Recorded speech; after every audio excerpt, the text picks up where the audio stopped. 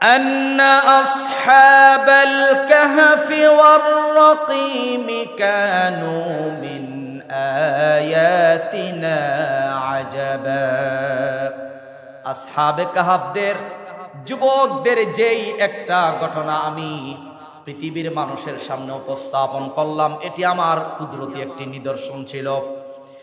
আল্লাহ রাব্বুল আলামিন বলছেন, ইন্নাহুম ফিতয়াতুন আমানু বিরাব্বিহিম ওয়াজিদনাহুম হুদা। নিশ্চয় আমি সেই সকল যুবকদেরকে ঈমানের কারণে তাদেরকে আমি হেফাজত করলাম, তাদেরকে আমি সঠিক পথে রাখলাম ঈমানের উপর অবিচল থাকার কারণে। সুতরাং ঈমানের উপর অবিচল থাকলে, ঈমানের উপর অটল থাকলে, সত্যের পক্ষে অটল থাকলে সাহায্য আসে কার পক্ষ থেকে? আল্লাহর পক্ষ থেকে সদা সর্বদা সাহায্য আসে। কিন্তু সাময়িক সময়ের জন্য ঈমানকে ধরে রাখতে হবে, সবর করতে হবে। সাময়িক সময়ে যদি আমার উপর জুলুম আসে, নির্যাতন আসে, এগুলোর উপর সবর করে ধৈর্য ধারণ করে আমাদেরকে অটল থাকতে হবে। সম্মানিত উপস্থিতি, সম্মানিত প্রাণ প্রিয় মুসল্লিয়ানে কেরাম, কোরআনুল কারীমের 9 নম্বর সূরা সূরাতুত তাওবা, এই সূরার 111 নম্বর আয়াত আমি তেলাওয়াত করেছি। সূরাতুত তাওবার 111 নম্বর আয়াতকে সামনে রেখে কিছু কথা বলতে চাই। আল্লাহ পাক এই আয়াতে বলছেন, ইন্নাল্লাহা ইশতারা মিনাল মুমিনিনা আনফুসাহুম ওয়া আমওয়ালাহুম। খুবই পরিচিত একটি আয়াত। নিশ্চয় আল্লাহ তাআলা মুমিনদের থেকে ক্রয় করেছেন তাদের জান এবং মাল, বিআন্না লাহুমুল জান্নাহ, জান্নাতের বিনিময়ে। এই আয়াতের একটা প্রেক্ষাপট আছে যেটাকে শানে নুজুল বলা হয়। এই আয়াতটা কেন অবতীর্ণ হলো, একটা প্রেক্ষাপট আছে, একটা কারণ আছে। এই আয়াতটা কেন নাজিল হলো, সংক্ষেপে যদি বলতে চাই, তাফসিরে ইবনে কাসির এসেছে, তাফসিরে তাবারি, তাফসিরে কুরতুবী সহ অসংখ্য তাফসিরের কিতাবে এই আয়াতের আলোকে যেই কারণটি এসেছে, যেই প্রেক্ষাপটটি এসেছে, তা হচ্ছে রাসূল করিম সাল্লাল্লাহু আলাইহি ওয়াসাল্লামের নবুয়তি জীবনের 13তম বর্ষে মদিনায় 72 জন, 70 জন পুরুষ, 2 জন মহিলা, সর্বমোট 72 জন মুসলমান মিনার পূর্বতাংশে রাসূলের হাতে হাত রেখে বায়াত গ্রহণ করেন। মোট 72 জন। কয়জন? যেটাকে বলা হয় বায়াতে আকাবা। বায়াত গ্রহণ করার সময় সেখানে ছিলেন আব্দুল্লাহ বিন রাওয়াহা, রাসূলের একজন সাহাবী। তিনিও বায়াত গ্রহণ করেছিলেন রাসূলের হাতে হাত রেখে। বায়াত গ্রহণকালে আব্দুল্লাহ ইবনে রাওয়াহা বলেছিলেন, ইয়া রাসূলুল্লাহ সাল্লাল্লাহু আলাইহি ওয়াসাল্লাম, আপনার রব এবং আপনার ব্যাপারে কোনো যদি শর্ত থাকে তা আমাদের সামনে আপনি উল্লেখ করুন। তো রাসূল বলছেন, আল্লাহর ব্যাপারে শর্ত হলো তোমরা আল্লাহর ইবাদত করবে, আল্লাহ ছাড়া কাউকে সিজদা করবে না, আল্লাহ ছাড়া কারো ইবাদত করবে না, আল্লাহর সঙ্গে কাউকে শরীক সাব্যস্ত করবে না। এটি হচ্ছে আল্লাহর ব্যাপারে শর্ত। আর আমার ব্যাপারে শর্ত হলো তোমরা আমি নবীকে হেফাজত করবে, যেমনি ভাবে তোমরা তোমাদের নিজের জান, নিজের সম্পদ, নিজের বিবি বাচ্চাদেরকে হেফাজত করো, তদ্রূপভাবে তোমরা আমি নবীকে হেফাজত করবে।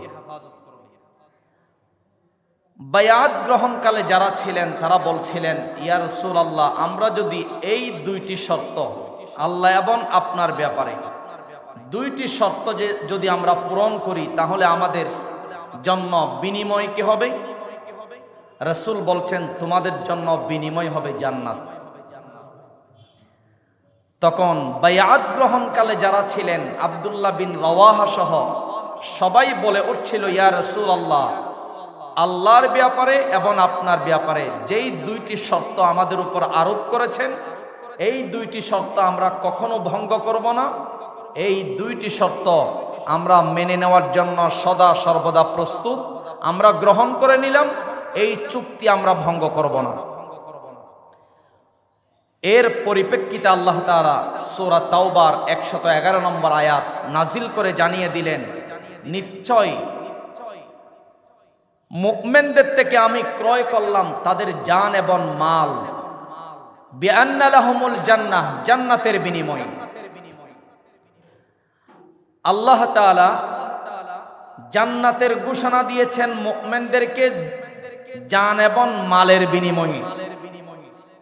অর্থাৎ আমরা যদি ঈমানের জন্য জীবন দিয়ে দেই, ইসলামের জন্য জীবন দিয়ে দেই, আল্লাহর জমিনে আল্লাহর দ্বীনকে প্রতিষ্ঠার জন্য যদি আমরা আমাদের জানটাকে, আমাদের মালকে, সম্পদকে আল্লাহর জন্য উৎসর্গ করি, আল্লাহ পাক এর বিনিময়ে ঘোষণা দিয়েছেন তোমাদেরকে জান্নাত দিয়ে দেব। ভাইরা আমার, মুমিন যারা, খাঁটি মুমিন, খাঁটি মুসলমান যারা, তাদের কাছে দুনিয়াবি অনেক অফার আসতে পারে, টাকার অফার, সম্পদের অফার, গাড়ির অফার, এভাবে করে রাষ্ট্রীয় সংসদে যাওয়ার জন্য একটা আসনের অফার, বিভিন্ন ধরনের অফার আসতে পারে টাকার বিনিময়ে। তো যারা খাঁটি ঈমানদার তারা দুনিয়াবি টাকায় বিক্রি হয় না, ঠিক কিনা বলুন? দুনিয়াবি টাকায়, দুনিয়াবি সম্পদের মোহে পড়ে খাঁটি মুসলিমরা, খাঁটি ঈমানদারেরা নিজের জীবনকে উৎসর্গ করে দেয়। এর পরেও তারা ঈমানকে বিক্রি করতে জানে না, তারা নিজের দলকে বিক্রি করতে জানে না, ইসলামকে বিক্রি করে না। প্রয়োজনে জীবন দিয়ে দিবে, প্রয়োজনে নিজের জান, নিজের মাল, নিজের সম্পদ আল্লাহর দ্বীনের জন্য, কোরআনের জন্য, ইসলামের জন্য উৎসর্গ করে দিবে। এর পরেও খাঁটি মুমিনরা ঈমান বিক্রি করতে জানে না, ঠিক কিনা জোরে বলুন? যেমন ব্রিটিশ শাসনামলে ইংরেজরা ভারতবর্ষে 14,000 উলামায়ে কেরামকে ফাঁসির কাস্টে ঝুলিয়েছিল। দিল্লি থেকে পেশোয়ার পর্যন্ত মহাসড়কের দুপাশে এমন কোন বড় গাছ ছিল না যেই গাছে উলামায়ে কেরামের লাশ ঝুলন্ত ছিল না। ফাঁসির মঞ্চ প্রস্তুত করেছিল ইংরেজরা দিল্লির শাহী মসজিদে, সেখানে ফাঁসির মঞ্চ প্রস্তুত করেছিল। সেই যুগের একজন আল্লাহর ওয়ালি আল্লামা মাহমুদুল হাসান রহমাতুল্লাহি আলাইহি, তিনি ছিলেন ভারতবর্ষের দেওবন্দ মাদ্রাসার, দারুল উলুম দেওবন্দ মাদ্রাসার দ্বিতীয় পৃষ্ঠপোষক। হুসাইন আহমদ, শব্বির আহমদ ওসমানী, রশিদ আহমদ, আশরাফ আলী থানভী, বড় বড় ইমামরা এরা ছিলেন মাহমুদুল হাসান রহমাতুল্লাহ আলাইহির ছাত্র। তো মাহমুদুল হাসানকে ভারতবর্ষের ইংরেজরা গ্রেফতার করেছিল। মাল্টা নামক একটা জায়গা আছে, সেখানে গ্রেফতার করছিল। গ্রেফতার করে তার ব্যাপারে নির্দেশ দেওয়া হলো, মাহমুদুল হাসানকে আজকে ফাঁসির কাস্টে ঝোলানো হবে। সঙ্গে গ্রেফতার করা হয়েছিল হুসাইন আহমদ মাদানীকে সহ। গ্রেফতার করার নির্দেশ আসার পরে এবং ফাঁসির আদেশ দেওয়া হলো, এরপরে মাহমুদুল হাসানের চোখ বেয়ে পানি পড়ে।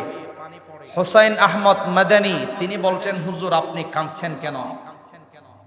মাহমুদুল হাসান হাফিজাহুল্লাহ বলেছিলেন যে ভারতবর্ষের এই ব্রিটিশ শাসনামলের জালেমরা, ইংরেজরা আমাকে আল্লাহর দ্বীন প্রচার করার কারণে, দ্বীনে ইসলাম প্রচার করার কারণে, ঈমানের আলো প্রচার করার কারণে আমাকে গ্রেফতার করেছে, ফাঁসির কাস্টে ঝুলাচ্ছে।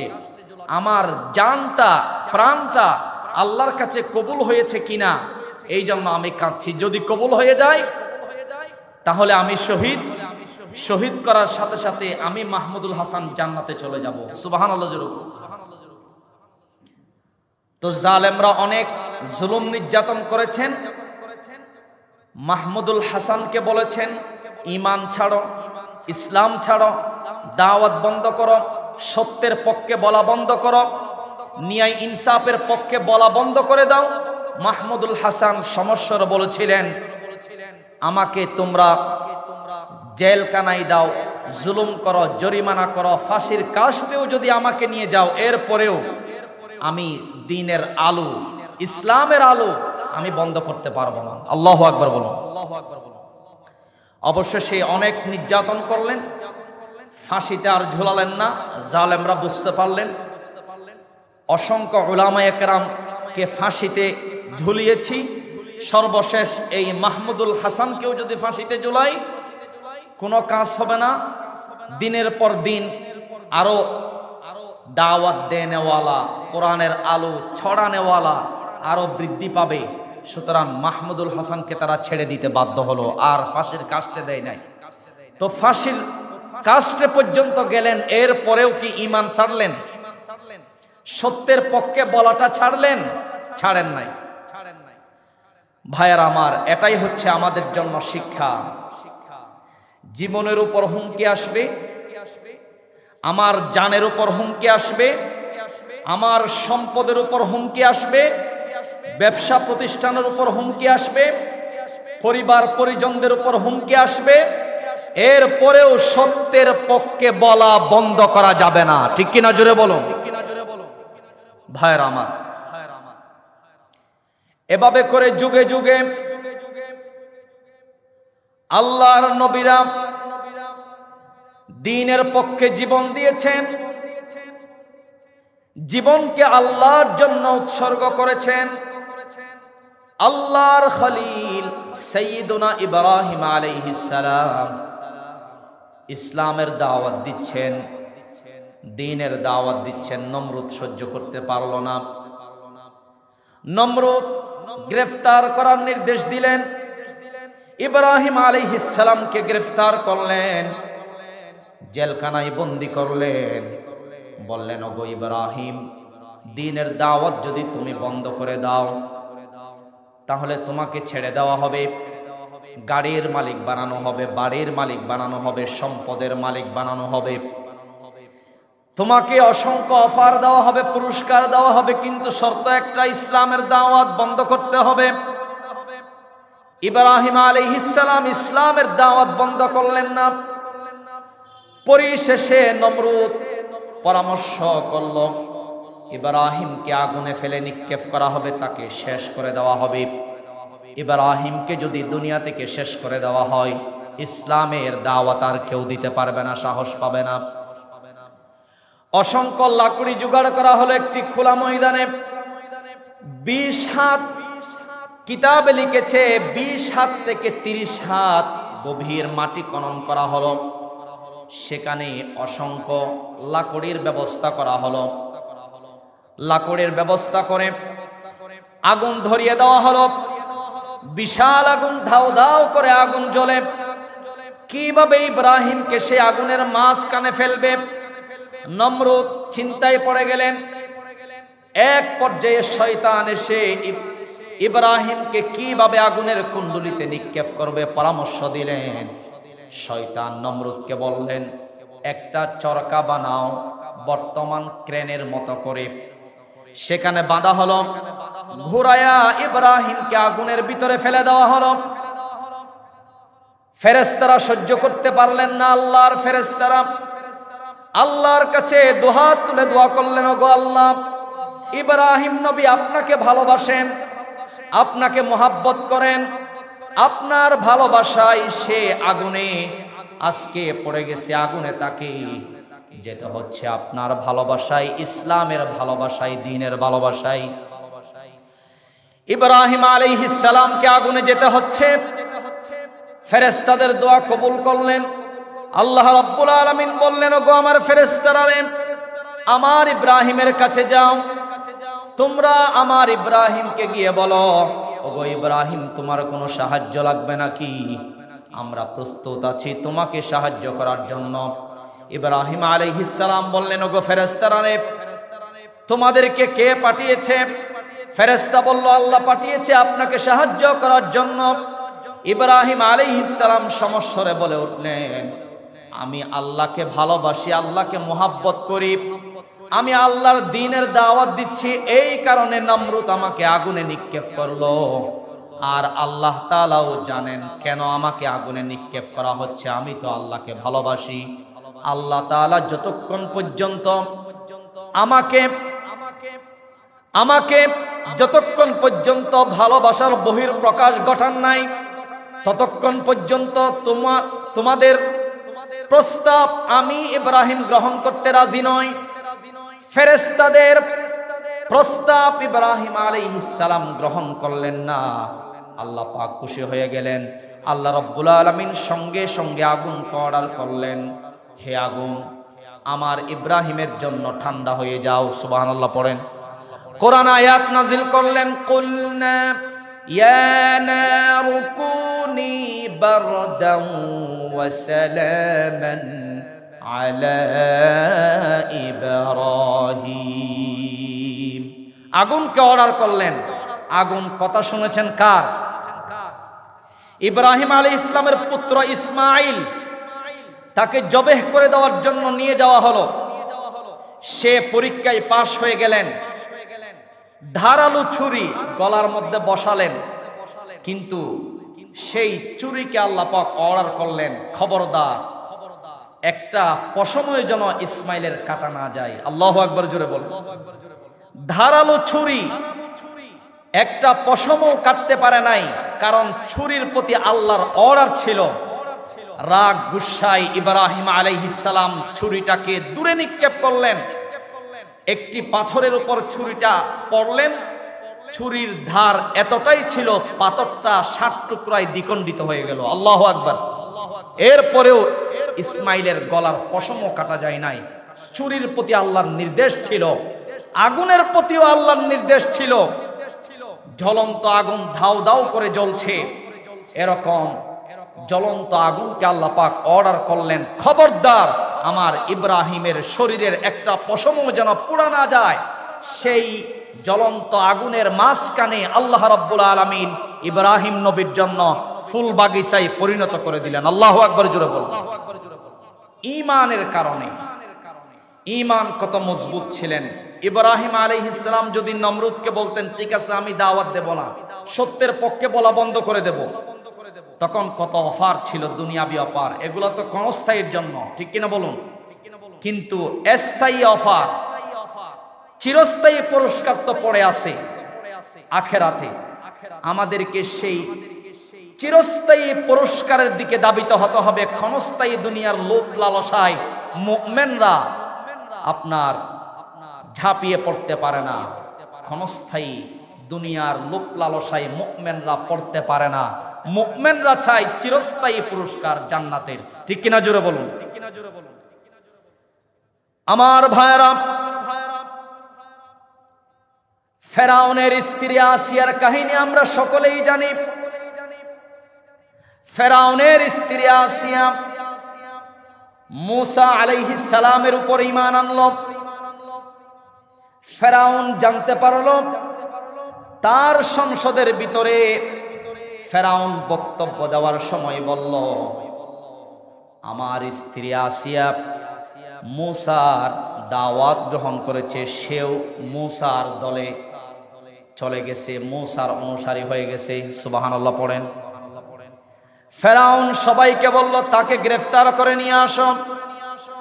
আসিয়াকে নিয়ে আসা হলো। ওগো আসিয়া, তোমার জন্য রাজপ্রাসাদের সব সুযোগ সুবিধা রয়েছে তোমার জন্য, রাজপ্রাসাদের সব সুযোগ সুবিধা খোলা আছে, তুমি মূসার দাওয়াত ছেড়ে দাও। কিন্তু আসিয়া মূসার দাওয়াত কি ছাড়ছেন নাকি? মূসার দাওয়াত ছেড়ে দেন নাই। আসিয়া বলেছিলেন আমি এক মুহূর্তের জন্য ঈমান ছাড়তে পারবো না। এবার ফেরাউন নির্দেশ দিলেন, আসিয়ার হাতে এবং পায়ে ফেরেক মেরে দেওয়া হলো। বিভিন্ন ধরনের শারীরিক নির্যাতন শুরু করে দিল। এক পর্যায়ে আসিয়ার প্রতি আল্লাহর রহম হলো। কোরআনুল কারীমে আল্লাহ রাব্বুল আলামিন আয়াত নাজিল করলেন।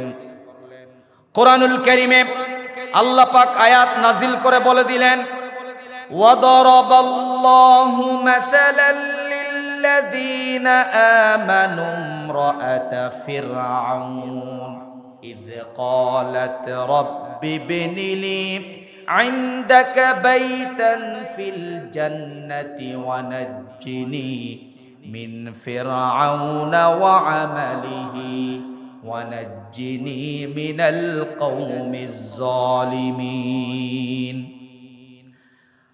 আর যারা ঈমানদার, দুনিয়ার ঈমানদারদের সামনে আল্লাহ রাব্বুল আলামিন ফেরাউনের স্ত্রী আসিয়ার উদাহরণ পেশ করেন। আসিয়া বলেছিলেন, ওগো আল্লাহ, আপনার কাছে আমার জন্য জান্নাতে একটি ঘর নির্মাণ করুন। আসিয়া বলেছিলেন, ফেরাউনের এই কর্ম থেকে, ফেরাউনের এই জুলুম অত্যাচার থেকে আমাকে নাজাত দিন, এই জালেম সম্প্রদায় থেকে আমাকে নাজাত দিন। আল্লাহ রাব্বুল আলামিন ফেরাউনের স্ত্রী আসিয়ার ঈমানকে কবুল করলেন, তাকে শহীদের মর্যাদা দান করলেন এবং জান্নাতের মধ্যে আসিয়ার জন্য একটি ঘর নির্মাণ করলেন। সেই আসিয়ার ঘরের সুসংবাদ দিলেন। আসিয়াকে সুবহানাল্লাহ পড়েন, আসিয়াকে সেই জান্নাতের সেই ঘরের সুসংবাদ দিলেন। সুতরাং আসিয়ার জন্য কোনো কিছুর কমতি ছিল না। ফেরাউনের রাজ দরবার খোলা ছিল, সে রাজপ্রাসাদ ছেড়ে দিলেন, দুনিয়ার মায়া ছেড়ে দিলেন, জীবনের মায়াকে বিসর্জন করে দিলেন, নিজের জীবনকে, নিজের জানকে আল্লাহর জন্য উৎসর্গ করে দিলেন। এক মুহূর্তের জন্য তিনি ঈমান বিক্রি করেন নাই, ঈমান ছেড়ে দেন নাই। আল্লাহু আকবার, জোরে বলুন। ভাইরা আমার, এই ঘটনাগুলি থেকে আমাদেরকে শিক্ষা নেওয়া লাগবে। যেমন কোরআনুল কারীমে সূরাতুল কাহাফ, সূরা কাহাফ অবতীর্ণ হয়েছে। এই সূরা কাহাফ কেন অবতীর্ণ করা হলো? সূরা কাহাফ অবতীর্ণ হওয়ার পিছনে একটা ঘটনা আছে। আসহাবে কাহাফ, তারা যুবক ছিল, তারা সত্যান্বেষী ছিল, একনিষ্ঠ আল্লাহর ইবাদত গুজার ছিল, তারা আল্লাহর প্রতি ঈমান এনেছিল। কয়েকজন যুবক, তারা যেই দেশের মধ্যে অবস্থান করেছিল, যেই দেশের মধ্যে তারা বসবাস করত, সেই দেশের শাসক ছিল জালেম, রাজা ছিল জালেম। ঈমানের কথা বললেই গ্রেফতার, ইসলামের কথা বললেই গ্রেফতার। তো সেই সকল যুবকরা ইসলামী আন্দোলন করত, ইসলামের বাণী প্রচার করত, ইসলামের কথা বলতো, এক আল্লাহর ইবাদত করত। তো জালেম সরকারের পক্ষ থেকে বাঁধা ছিল, তারা গুহায় চলে গেল। আসহাবে কাহাফ অর্থাৎ গুহাবাসী, আসহাবে কাহাফ অর্থ কি? গুহাবাসী, গুহায় চলে গিয়েছিল। কিতাব এসেছে স্পেন, রোম বা তুরস্কের একটি গুহায় তারা 300 বছর ঘুমিয়েছিল। কয় শত বছর? আওয়াজ দিয়ে বলেন না, কয় শত বছর? 300 বছর সেই যুবকরা ঘুমিয়েছিল। আল্লাহর নির্দেশে আল্লাহ পাক তাদেরকে হেফাজতে রেখেছিলেন, জালেম সম্প্রদায় থেকে তাদেরকে বাঁচিয়েছিলেন। সেই গুহায় তারা ঘুমিয়েছিল 300 বছর। 300 বছর পরে তারা ঘুম থেকে জাগ্রত হলো। কিতাব এসেছে, আশরাফ আলী থানভী রাহমাতুল্লাহ আলাইহি তার কিতাবে লিখেন 250 খ্রিস্টাব্দে তারা গুহায় ঘুমিয়েছিল। 550 ইংরেজি সনে তারা সেখান থেকে জাগ্রত হলো। এরপরে আবার 570 খ্রিস্টাব্দে আল্লাহ রসুল দুনিয়াতে আসলেন। সুবহানাল্লাহ পড়েন। তার মানে এই ঘটনাটা ঘটেছে আমাদের নবীজি দুনিয়াতে আসার 20 বছর আগে। তো গুহাবাসীর ঘুম ভাঙলো, ঘুম থেকে জাগ্রত হলো। 300 বছর ঘুমালেন, কার নির্দেশে? ঘুম থেকে জাগ্রত হলেন। তাদের এবার ক্ষুধা আসছে, পেটে কিছু খেতে হবে। তো ঘুম থেকে উঠে দেখে তাদের চুল লম্বা, মুছ লম্বা হয়ে গেছে, হাতের নখ লম্বা হয়ে গেছে, তাদের প্রচুর খিদা আসছে। বলা হলো একজনকে, তুমি বাজারে যাও। তাদের মনে হলো আমরা এখনোই ঘুম থেকে উঠলাম, এখন ঘুমালাম, এখনোই ঘুম থেকে উঠলাম, এরকম মনে হলো। তাদের হাতে যে মুদ্রা ছিল সেই মুদ্রা একজনের কাছে দিয়ে দেওয়া হলো, যাও বাজারে গিয়ে কিছু নিয়ে আসো। বাজারে যাওয়ার পর লোকেরা দেখে অবাক হয়ে গেল, এই মানুষ কোথায় থেকে আসলো? নখ লম্বা, মুছ লম্বা, আপনার দাড়ি লম্বা হয়ে গেছে, চুল লম্বা হয়ে গেছে। বাজারের মানুষেরা তাকে দেখে আশ্চর্য হয়ে গেল। যেই মুদ্রা নিয়ে ক্রয় করার জন্য, নাস্তার জন্য এসেছিল, সেই মুদ্রা তো 300 বছর আগের মুদ্রা, সেই মুদ্রা বাজারে চলে না এখন। তো তাকে এক জায়গায় বসানো হলো, সেই দেশের বাদশাকে খবর দেওয়া হলো। বাদশার কাছে ওই লোকটাকে নিয়ে যাওয়া হলো, সমস্ত কাহিনী খুলে বললেন। এবার বাদশাহ সেই গুহায় গেলেন তা পর্যবেক্ষণ করার জন্য।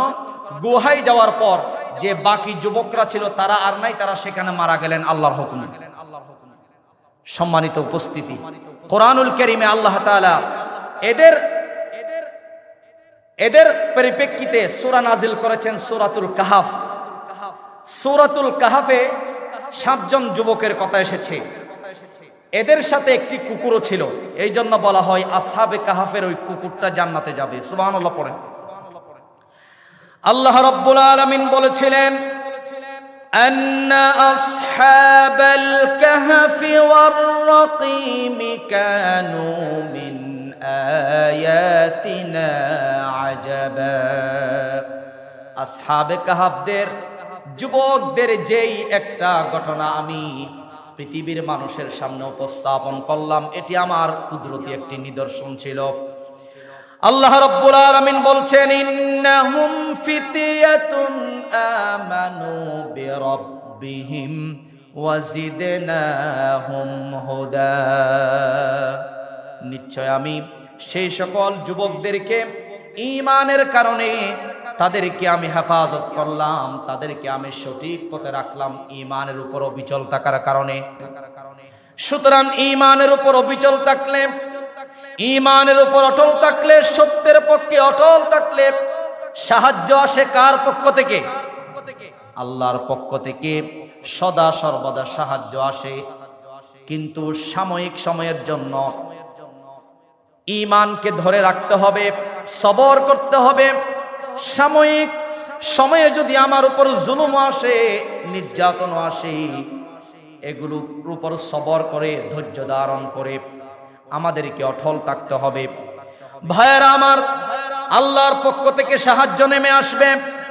এভাবে করে তিরমিজি শরীফ এবং মুসলিম শরীফের বর্ণনায় আসহাবে উখদুদের ঘটনা এসেছে। কোরআনুল কারীমে সূরাতুল বুরুজের ভিতরে আসহাবে উখদুদের ঘটনা আল্লাহ রাব্বুল আলামিন নাজিল করে বলে দিলেন, কুতিলা আসহাবুল উখদুদ। আসহাবে উখদুদরা ধ্বংস হয়েছে। এই ঘটনাটি তিরমিজি শরীফ এবং মুসলিম শরীফের বর্ণনা অনুযায়ী ইরাকের রাজা ইউসুফ জু নওয়াস, ইরাকের রাজার নাম কি? ইউসুফ জু নওয়াস। এই ইতিহাসগুলো আমাদেরকে জানতে হবে, এখান থেকে শিক্ষা নিতে হবে কেমন ঈমান ছিল। ইরাকের রাজা ইউসুফ জু নওয়াস, সে ছিল একজন প্রভাবশালী বাদশাহ। সে ইরাকটাকে পরিচালনা করত জ্যোতিষীর পরামর্শক্রমে। তো জ্যোতিষী যখন বৃদ্ধ হয়ে গেল, বাদশাহ চিন্তা করলেন, এই জ্যোতিষী যদি মারা যায়, আমি কার পরামর্শে দেশ চালাবো? বাদশাহ নির্দেশ দিলেন, একজন যুবককে জ্যোতিষীর কাছে নিয়ে আসো, সেই যুবকের কাছ থেকে জ্যোতিষ শিক্ষা অর্জন করবে, জ্যোতিষী মারা গেলে সেই যুবক থেকেই পরামর্শ নিয়ে আমি দেশ পরিচালনা করব। তো একজন যুবক নির্ধারণ করা হলো, তাফসিরের কিতাবে এসেছে সেই যুবকের নাম আব্দুল্লাহ বিন সালেম। সেই যুবকের নাম কি? আব্দুল্লাহ বিন সালেম। তাকে অর্ডার করা হলো, তুমি জ্যোতিষীর কাছে আসবে, প্রতিদিন তুমি জ্যোতিষ বিদ্যা শিখবে। তো সে বাড়ি থেকে আসতো, একটা সময় নির্ধারণ করা হলো, সেই সময় অনুযায়ী বাড়ি থেকে আসা যাওয়া করে জ্যোতিষীর কাছে এসে জ্যোতিষ শিক্ষা সে অর্জন করত। আসার পথে একদিন ঈসা আলাইহিস সালামের একজন উম্মত, সে ঈমানদার ছিল, সে গোপনে গোপনে ইসলামের দাওয়াত দিচ্ছে। ঘটনাক্রমে ইসলামের দাওয়াত পেয়ে ওই যুবকটা আব্দুল্লাহ বিন সালেম মুসলমান হয়ে গেল। সুবহানাল্লাহ পড়েন। এভাবে করে দিন যেতে লাগলো, সে জ্যোতিষ বিদ্যা শিখতে লাগলো। আরেকদিন সে বাড়ি থেকে আসার পথে বিশাল একটি বাঘ তার দিকে তাকিয়ে আছে, তাকে আক্রমণ করবে, হুঙ্কার দিচ্ছে। তো আব্দুল্লাহ বিন সালেম, তার কাছে জ্যোতিষ মন্ত্র আছে এবং কোরআনের মন্ত্র আছে, সে যেহেতু ইসলাম গ্রহণ করেছে, সে মনে মনে বলল, হে আল্লাহ, জ্যোতিষ শিক্ষা যদি সত্য হয়, আমি জ্যোতিষ মন্ত্র পড়ে বাঘের দিকে আমি কিছু বালি বা কঙ্কর নিক্ষেপ করব, এই বাঘ থেকে আপনি আমাকে হেফাজত করেন। তখন জ্যোতিষ মন্ত্র পড়ে আব্দুল্লাহ বিন সালেম বাঘের দিকে ওই কঙ্কর কিংবা বালিগুলো ছুটে মারলেন। বাঘ আরো হুঙ্কার দিয়ে তার দিকে আসতে চায়। আব্দুল্লাহ বিন সালেম এবার হাতের মধ্যে বালি নিলেন, আল্লাহকে বললেন, ওগো আল্লাহ, যেই ইসলাম গ্রহণ করলাম, ঈমান গ্রহণ করলাম, ঈমান যদি সত্য হয়, ইসলাম ধর্ম যদি সঠিক হয়, এই ইসলাম ধর্ম গ্রহণ করার কারণে আপনি আমাকে এই বাঘ থেকে রক্ষা করেন। এভাবে বলে ছুটে মারলেন, সঙ্গে সঙ্গে বাঘটা মারা গেলেন। আল্লাহু আকবার বলেন।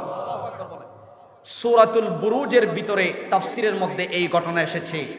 30 নম্বর পারার সূরাতুল বুরুজ, ওয়াস সামাঈ যাতিল বুরুজ, এই সূরার ভিতরে এই ঘটনাটা বর্ণনা করা হয়েছে।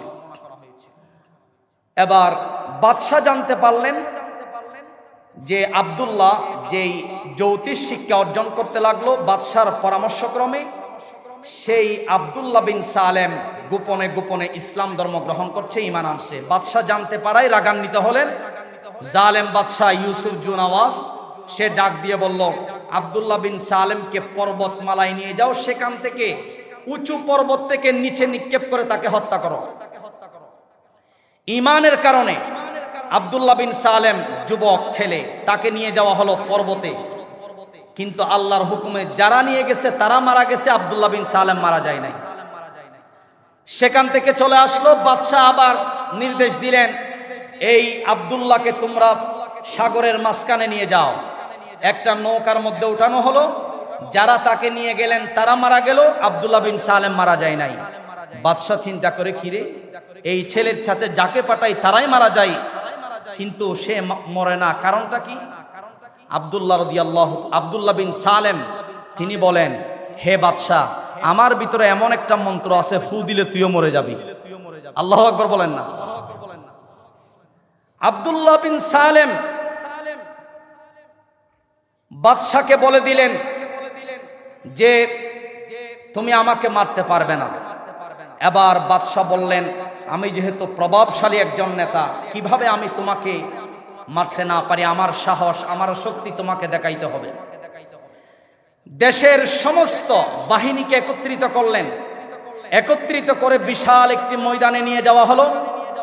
নিয়ে যাওয়ার পর এবার এক একটি বাহিনীকে আদেশ দিলেন যে তোমরা সবাই একসঙ্গে আব্দুল্লাহর দিকে তীর নিক্ষেপ করো। সবাই তীর নিক্ষেপ করতে লাগলেন, কিন্তু তীরটা তার শরীরে পৌঁছায় না। যারাই তীর নিক্ষেপ করে ওই তীরটা ফিরে এসে তাদের গায়ে চলে আসে। আল্লাহু আকবার বলেন। এবার আব্দুল্লাহ বিন সালেম ডাক দিয়া বলে, ওগো বাদশাহ ইউসুফ জুনাওয়াজ, তুমি যদি আমাকে মারতে চাও একটা বাক্য বলবে, একটা বাক্য বলে যখন আমার শরীরের দিকে তীর নিক্ষেপ করবে সঙ্গে সঙ্গে আমি মারা যাব। আব্দুল্লাহ বিন সালেম ডাক দিয়া বলেন, ওগো বাদশা ইউসুফ জুন আওয়াজ, হাদা আব্দুল্লাহিল গোলাম, তুমি যদি আমার দিকে আল্লাহর বান্দা গোলাম, হাদা আব্দুল্লাহিল গোলাম, এই বাক্যটা পড়ে যদি তুমি আমার দিকে তীর নিক্ষেপ করো সঙ্গে সঙ্গে আমি মারা যাব।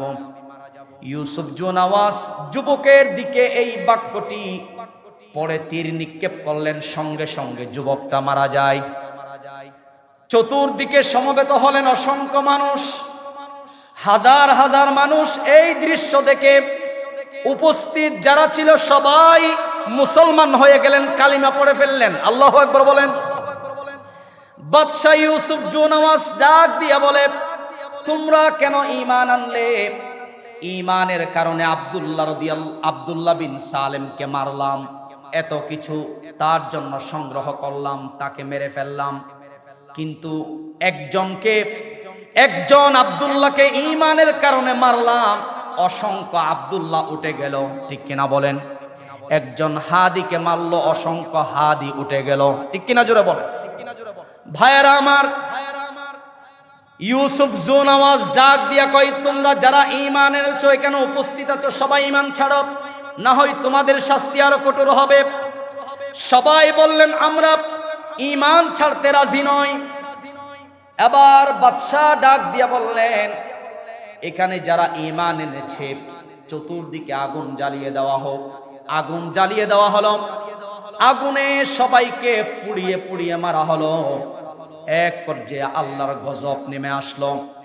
আল্লাহর গজব নেমে এসে ইউসুফ জুন আওয়াজ যেখানে আগুন দিলেন, যে সকল ঈমানদারদেরকে মারলেন, সেই জায়গা থেকে ঈমান, সেই জায়গা থেকে আগুন পুরা দেশে ছড়িয়ে গেল।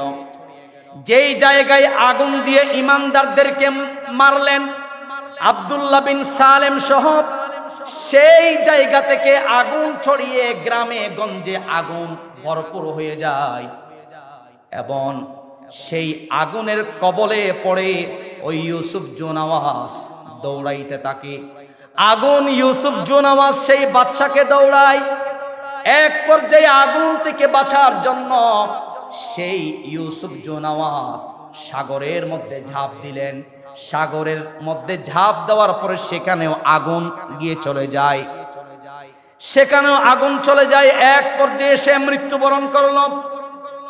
সুতরাং আব্দুল্লাহ বিন সালেম এত কিছু করার পরেও তার ঈমান বের করতে পারে নাই, ঈমান থেকে তাকে তার দলে আনতে পারে নাই। অসংখ্য মানুষ ঈমানের জন্য জানটা দিয়ে ফেলল, ইসলামের জন্য জানটা দিয়ে ফেলল।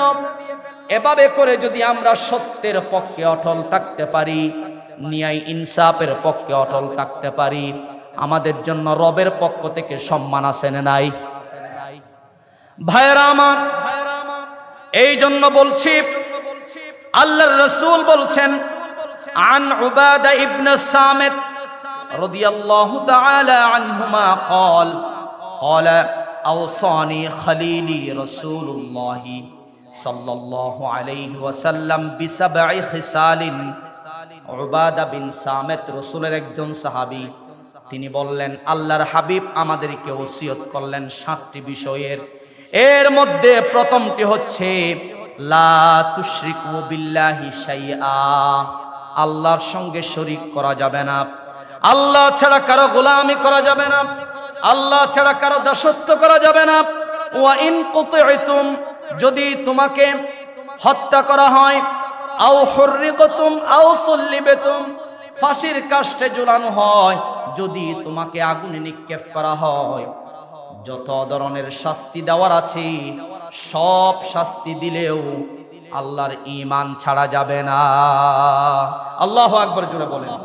সম্মানিত ভাইয়েরা আমার, ইমাম মালিক রাদিয়াল্লাহু তাআলা আনহুকে, ইমাম মালিক তিনাকে জালেমরা মুখে কালি দিয়ে পুরা দেশের মধ্যে, পুরা এলাকার মধ্যে, সমাজের মধ্যে তারা এদিক সেদিক ঘুরিয়েছিল, দাওয়াত দেওয়ার কারণে, ইসলামের কথা বলার কারণে, হকের কথা বলার কারণে ইমাম আবু হানিফা রহমাতুল্লাহ আলাইহিকে কারারুদ্ধ করা হলো সত্যের পক্ষে কথা বলা বন্ধ করে দেওয়ার জন্য।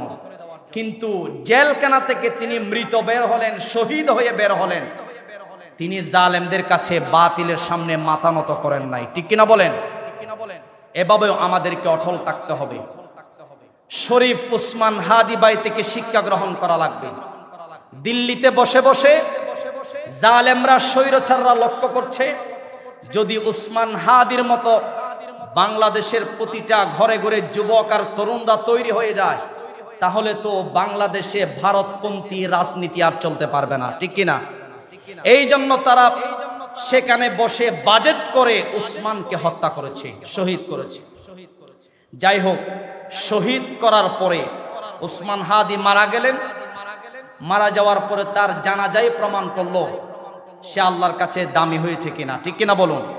শহীদি মর্তবা পেল।